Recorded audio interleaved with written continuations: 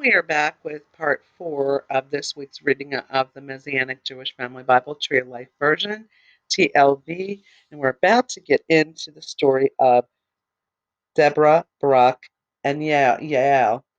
And in this Bible, it is spelled Yael. In other Bibles, it's spelled Jael. But I'm not going to recap this until we actually read chapters 4 and 5 together because they go together. So we'll come back and do the recapping of Deborah, the judge, after we read chapters 4 and 5 together. This is a very interesting story. And this is a woman judge that God rose up to be a deliverer to Israel.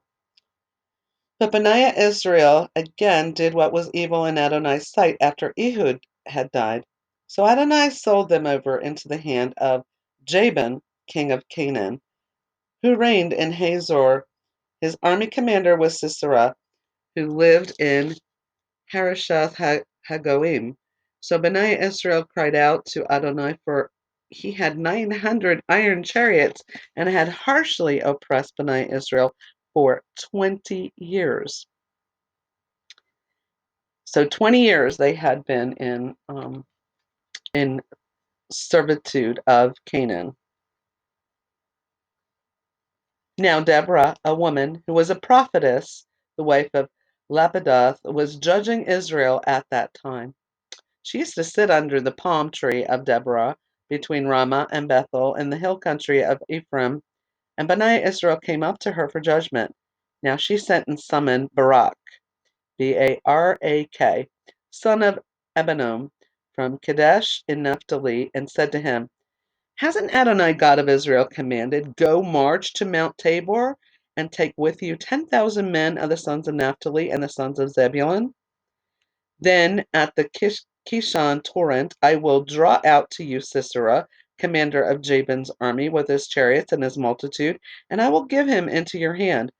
But Barak said to her, Well, if you're going with me, then I will go, but if you aren't going with me, I won't go.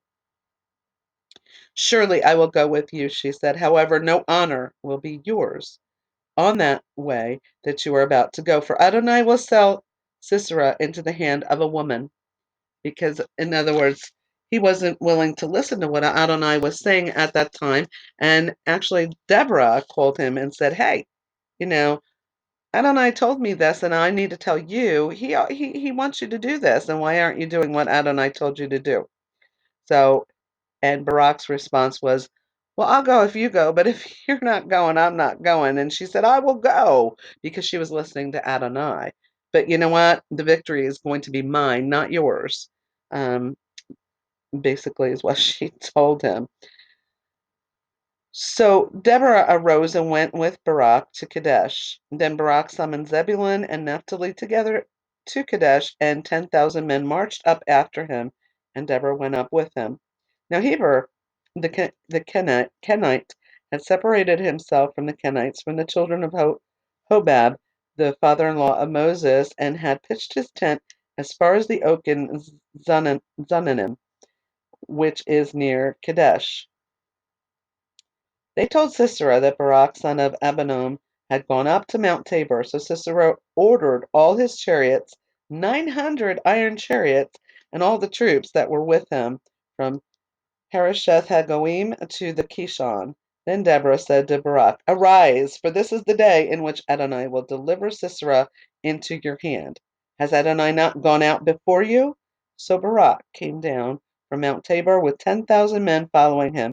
Adonai threw Sisera and all his chariots and all his army into confusion before Barak with the edge of the sword. Then Sisera got down from his chariot and fled away on foot.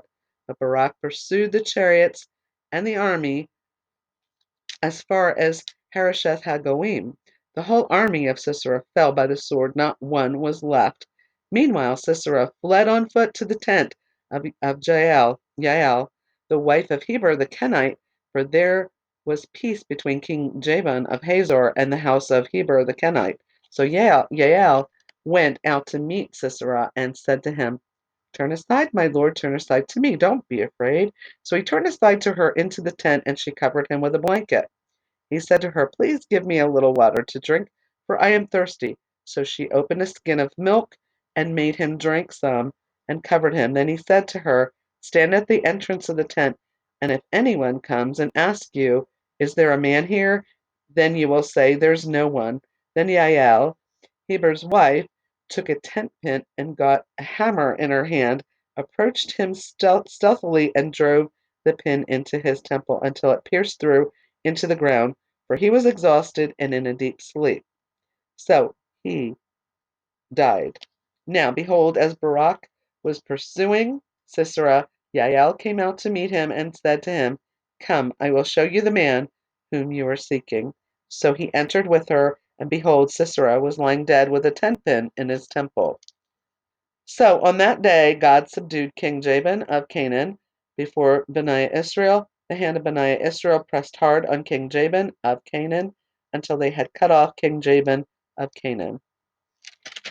So there was two men that were working on, I'm sorry, two women actually that actually assisted Barak.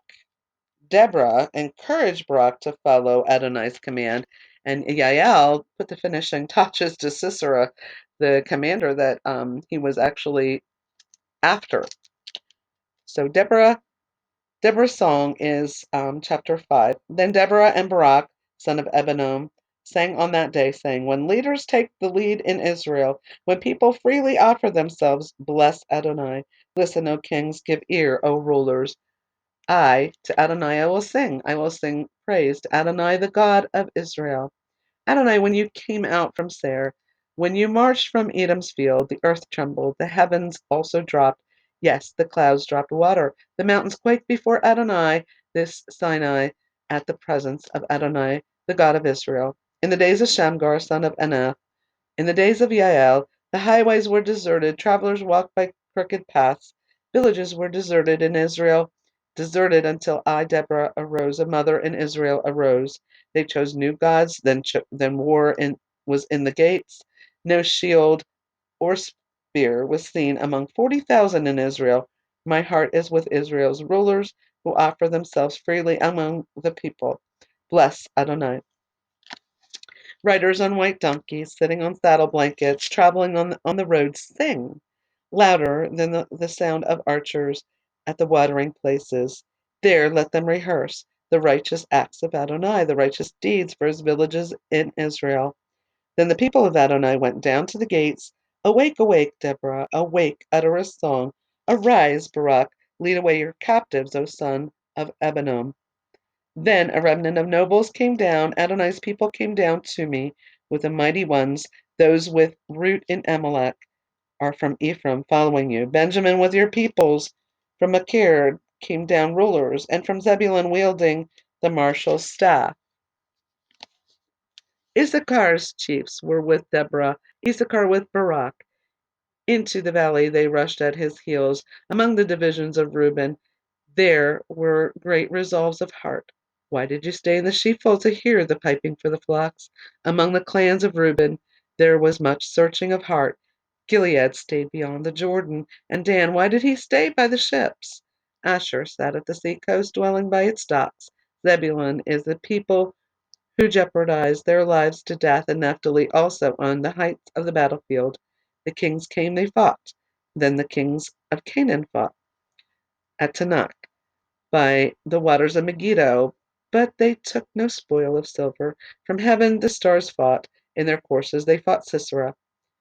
The Kishon torrent swept them away. The ancient torrent, the torrent Kishon. O my soul, march on with strength, and the horses' hooves beat from the the dashing of his mighty steeds. Curse me, Meros, said the angel of Adonai. Utterly curse its inhabitants, for they came not to the aid of Adonai among the mighty. Bless above women is Yael, the wife of Heber the Kenite. Above women in the tent is she blessed. Water he asked, milk she gave him. In a lordly bowl she brought him butter. Her hand reached to the tent for the tent pin. her right hand to the workman's hammer, and with a hammer she struck Sisera. She smashed his head, yet she crushed and pierced his temple. At her feet he collapsed, he fell, he lay. Between her feet she bowed, he fell. Where he bowed, there he fell dead. Through the window Sisera's mother looked out, through the lattice, and lamented shrilly. Why does his chariot delay in coming? Why do the wheels of his chariot tarry? The wisest of her princesses answer her, yet yes, she repeats the words to herself. And they not finding dividing the spoil, Are they not finding dividing the spoil? Maidens for every warrior, to Sisera a spoil of dyed garments, a spoil of dyed garments of embroidery, double dyed garments of embroidery, for the necks of every spoiler. So let all your enemies perish, Adonai, but may those who love him be like the rising of the sun in its might. Then the land had peace for 40 years. And that's the end of chapter 5. So again, chapter 4 and 5 is the story of Deborah and Barak and Yael, or Jael, and Jabin's defeat. And chapter 5 is Deborah's song. Deborah again was a prophetess, and she judged Israel. Barak again wanted her to go to battle with him, and he wouldn't go if she didn't go. So Deborah had to push Barak to go after the victory, and they did get the victory. And like we just read, Sisera fled and ran to the house of Yael, whose husband was a leader, actually. And Yael coaxed Sisera into the house, covered him with a blanket, and opened a bottle of milk and gave him drink. And while he was sleeping, she took a hammer and hammered it into his temples and nailed him to the ground, killing him. So Jabin, the king of Canaan, was destroyed. Also, two mighty women of the Bible in this story, um, and that's Deborah and Yael, also spelled Jael. So, and Yael killed Sisera to deliver Israel from the troops of King Jabin. And Deborah summoned Barak to find out, again, as we were talking, why he was not following through with what Adonai had commanded him to do. And she ordered him to do as Adonai commanded. So he did listen to what she had said. And the Old Testament describes Deborah as a mighty combination of judge, intercessor, prophetess, mother of Israel, and a military strategist.